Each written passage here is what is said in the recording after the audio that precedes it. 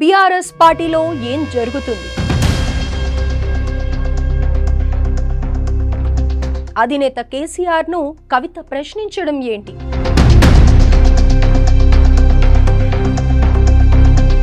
నమస్తే, ఆంధ్రప్రభకి స్వాగతం. నేను ప్రియా కౌశిక్.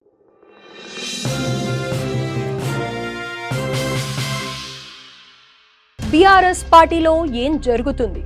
అధినేత కేసీఆర్ ను కవిత ప్రశ్నించడం ఏంటి? నిజంగానే బీఆర్ఎస్ బీజేపీతో పొత్తు పెట్టుకోనుందా? అందుకే కవిత స్వయంగా కేసీఆర్ ను నిలదీశారా? ఇది నిన్నటి వరకు జరిగిన హాట్ డిస్కషన్. ఇక లెటర్ పై కవిత క్లారిటీ ఇవ్వగానే ఇంకో రకమైన ప్రశ్నలు తెరపైకి వచ్చాయి. అవేంటి? అసలు బీఆర్ఎస్ పార్టీలో ఏం జరుగుతుంది? అయితే వాచ్ దిస్ స్టోరీ. నేను మొన్ననే చెప్పున్నాను, కుట్రలు కుతంత్రాలు జరుగుతూ ఉన్నాయని.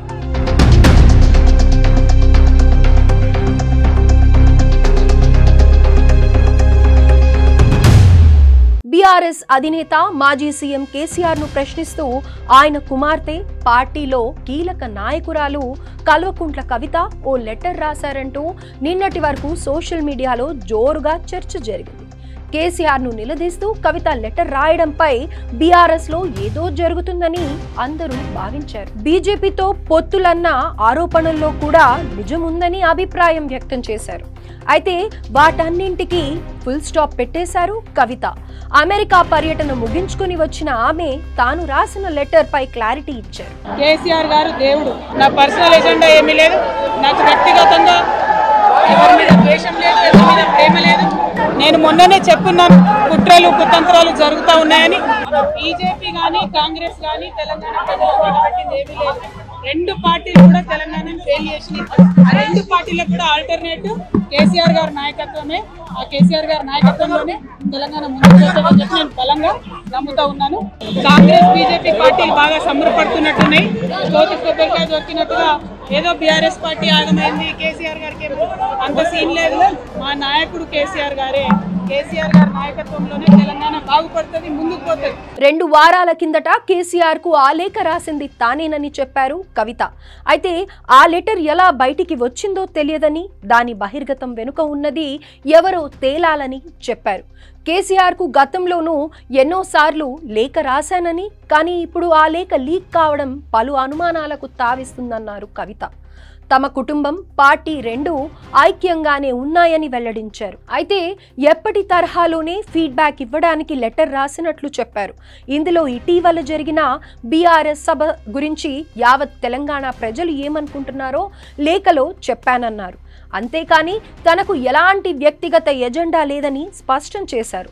అంతర్గతంగా రాసిన లెటర్ బయటికి రావడం వెనుక కుట్ర దాగి ఉందని ఆరోపించారు కేసీఆర్ కుమార్తె. నేను మొన్ననే చెప్పున్నాను, కుట్రలు కుతంత్రాలు జరుగుతూ ఉన్నాయని.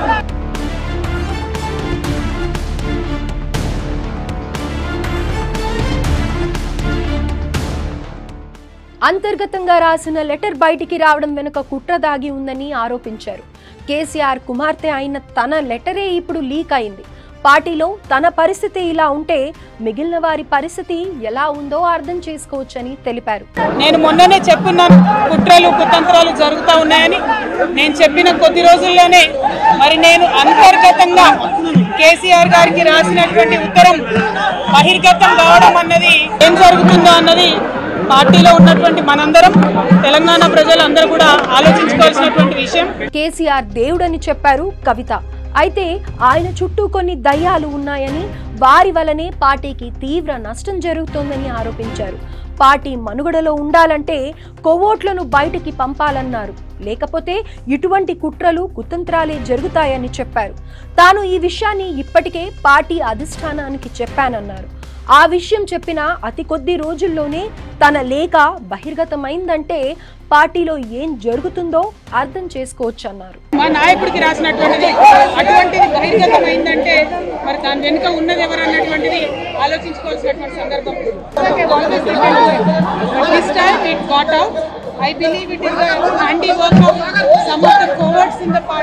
అలాగే తమ నాయకుడు ఎప్పటికీ కేసీఆర్ అని, ఆయన మార్గదర్శకత్వంలోనే ముందుకు వెళ్తామని స్పష్టం చేశారు కవిత.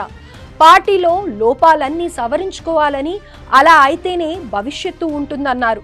తెలంగాణ రాష్ట్రం గతంలో కేసీఆర్ పాలనలోనే అభివృద్ధి చెందిందన్నారు. ఇకపై కూడా ఆయన వల్లనే రాష్ట్రం ప్రగతి పదంలో దూసుకెళ్తుందని చెప్పారు. ఇక తెలంగాణలో కాంగ్రెస్, బీజేపీ వైఫల్యం చెందాయన్నారు.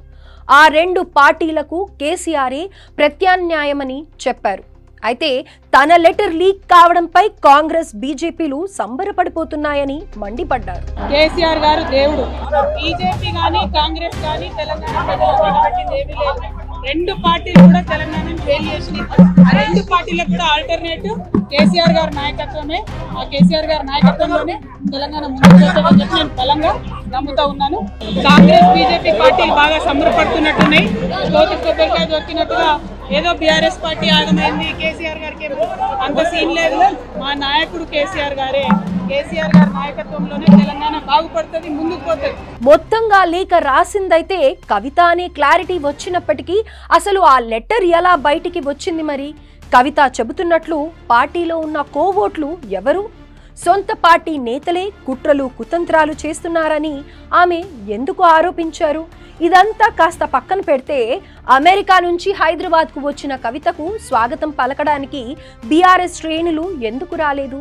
అక్కడ ఏర్పాటు చేసిన బ్యానర్లు, ప్లకార్డులలో పార్టీ పేరు కానీ, ముఖ్య నేతల ఫోటోలు కానీ ఎందుకు కనిపించలేదు? ఓన్లీ టీం కవితక్క అనే ప్లకార్డులు మాత్రమే దర్శనమివ్వడం ఏంటి? వీటన్నింటినీ చూస్తూ ఉంటే సరికొత్త అనుమానాలు వ్యక్తమవుతున్నాయి. దీంతో కవిత చెప్పినట్లుగా పార్టీ, కుటుంబం కలిసి లేవన్న అభిప్రాయాలు వినిపిస్తున్నాయి. కాగా ప్రస్తుతం ఈ వ్యవహారమంతా తెలంగాణలో మరోసారి హాట్ టాపిక్గా మారింది.